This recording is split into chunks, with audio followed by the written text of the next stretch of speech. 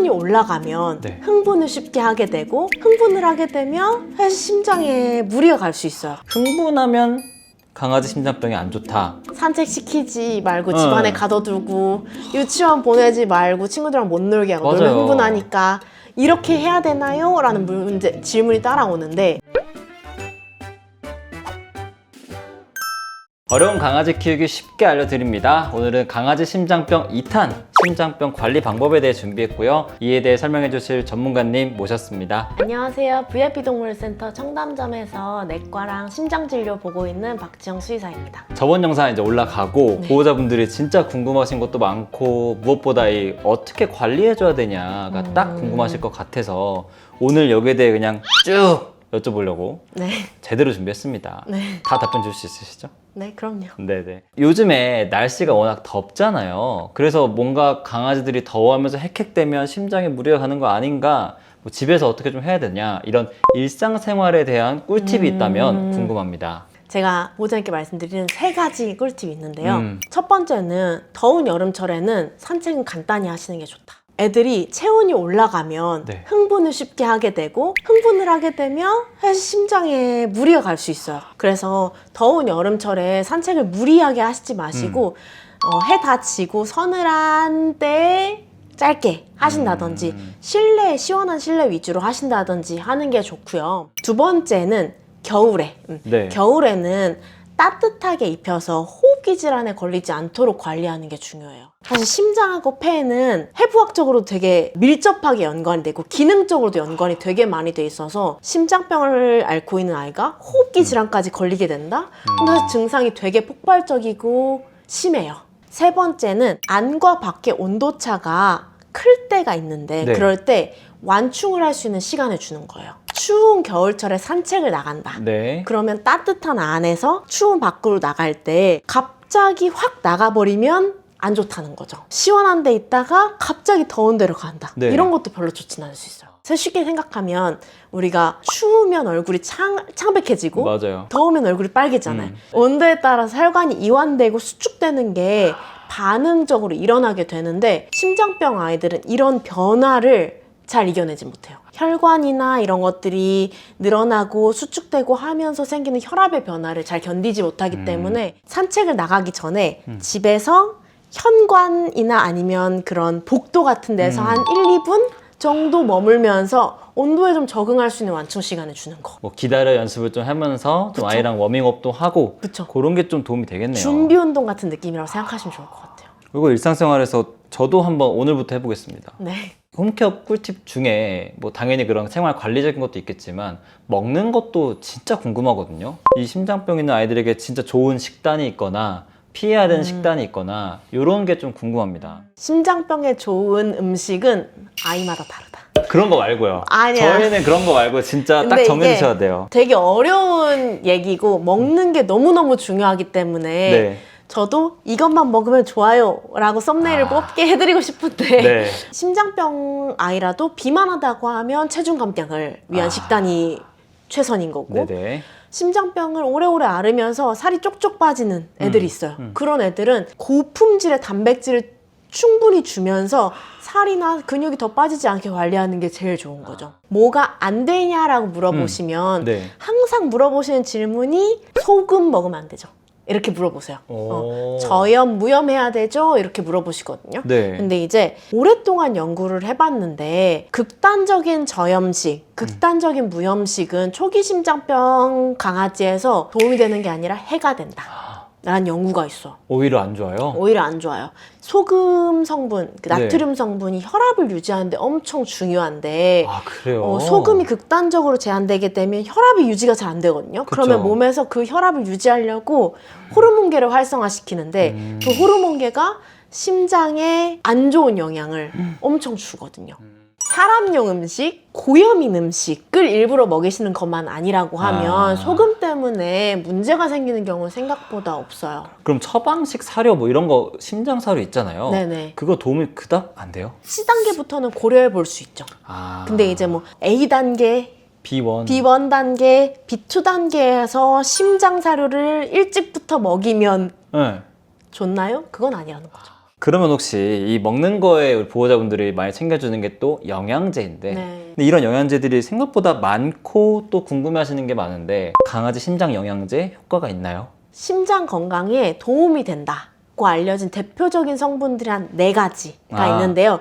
첫 번째, 압도적으로 연구가 많이 된 오메가3 있습니다. 저희 약간 우스갯소리로 또메가3라고 하거든요. 맞아요.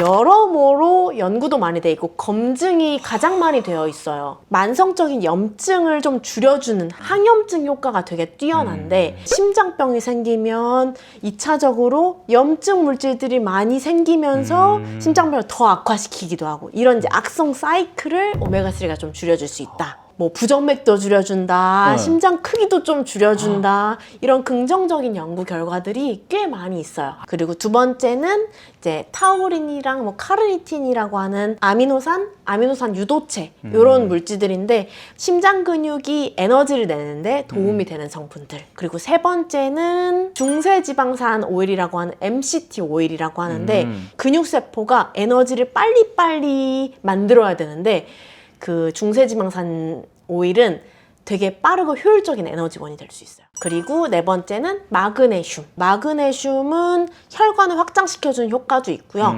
그 다음에 산소가 부족한 상황에서 심장 근육을 보호해주는 효과도 있어요. 실제로 연구해보면 이 이천판 변성증 환자에서 단계가 높아질수록 이천판 변성증이 심해질수록 마그네슘 농도는 떨어지더라. 아까 오메가3 같은 경우에는 실제로 막 증명됐다고 말씀 주셨는데 다른 애들은 혹시 뭐 어떤 연구 결과나 이런 게 있어요? 이거는 단일 제제에 대한 그 연구는 아니고 네네. 혼합물에 대한 연구인데 아까 말씀드린 오메가3, MCT 오일, 타우린, 그 다음에 마그네슘. 뭐 마그네슘, 뭐 비타민 E, 뭐 이런 항산화제 이런 것들을 혼합한 혼합물을 급여한 이천판 변성증 환자와 급여하지 않은 이천판 변성증 환자들을 구분을 해서 6개월 정도 추적 검사를 해본 연구가 있었어요. 희망적인 결과가 나왔는데 이 영양소 혼합물을 급여한 그룹에서 심장병이 진행된 애들이 없더라. 유지. 그쵸, 유지되더라. 근데 급여하지 않은 애들은 몇 마리는 진행하더라. 어떻게 보면 우리가 심장병의 진행을 영양소를 공급했을 때 좀 지연시킬 수 있다는 결과니까 되게 희망적인 결과로 볼 수 있죠. 맞아요. 이런 얘기도 좀 꼭 해보고 싶었는데 흥분하면 강아지 심장병이 안 좋다. 심지어 저는 그 얘기도 들었어요. 산책 앞으로 좀 덜 해라, 줄여라. 근데 저는 이게 너무 어렵더라고요. 이게 정말 어디까지가 맞는 거고 진실인지 좀 자세히 알려줄 수 있을까요? 정말 많이 듣는 질문인데요. 사실 학술적으로 흥분을 하면 없던 심장병이 뭐 생긴다든지 아니면 차분히 생활하는 애는 심장병이 안 걸리고 예방된다든지 이런 직접적인 근거는 없어요. 하지만 기전적으로 흥분을 한다고 하는 것 자체가 이미 심장병이 있는 아이들한테 위협이 될 수 있다. 강아지가 흥분을 하게 되면 교감신경이라고 하는 신경계가 활성화되는데 교감신경 어렵지만 싸우거나 도망칠 때 그러니까 되게 극적인 상황에서 활성화되는 신경인데 이 교감신경이 활성화가 되면서 심장 근육이 무리를 하거나 섬유화라고 해서 약간 딱딱해지는 변화가 생기거나 이런 변화들이 교감신경이 가속화하게 됩니다. 그러니까 흥분을 하게 되면 교감신경이 활성화가 되고 교감신경 활성화되면 심장병이 안 좋아질 수 있다. 길게 보면 이런 변화 때문에 심장이 안 좋다. 흥분은 심장이 안 좋다. 라고 귀결될 수 있는 거고 쉽게만 생각해도 애들이 우다다를 하면 산소 요구량이 늘어나요. 산소를 더 많이 필요로 하게 되는데 심장이 이미 약하고 뭐 문제가 있는 기능적으로 좀 떨어져 있는 애들이 이 요구량을 따라가지를 못하니까 그 요구량보다 내가 줄 수 있는 양은 적어. 요 갭 때문에 픽하고 쓰러지는 기절과 같은 응급상황이 생기기도 하고 심장이 막 쥐어짜려고 노력을 하다 보니까 합병증, 폐수종 같은 것들이 생기기도 하고 이런 문제가 즉각적으로는 있을 수 있어요. 그러면 이제 말씀하시는 보호자님들처럼 산책시키지 말고 집안에 가둬두고 유치원 보내지 말고 친구들이랑 못 놀게 하고 놀면 흥분하니까 이렇게 해야 되나요? 라는 질문이 따라오는데 여기서 사실 되게 모순적인 상황이 발생하는 게 스트레스 애들이 하고 싶은 걸 못하게 하면 스트레스를 받는데 그 스트레스도 교감신경을 엄청나게 활성화시키는 요인이거든요. 싫음의 흥분 너무 싫어서 흥분하는 것들은 차단을 해야 되되 기쁨의 흥분은 아이의 컨디션에 맞게 적절하게 스트레스를 해소하는 용도로 쓰시는 게 좋겠다 라고 말씀을 드리거든요.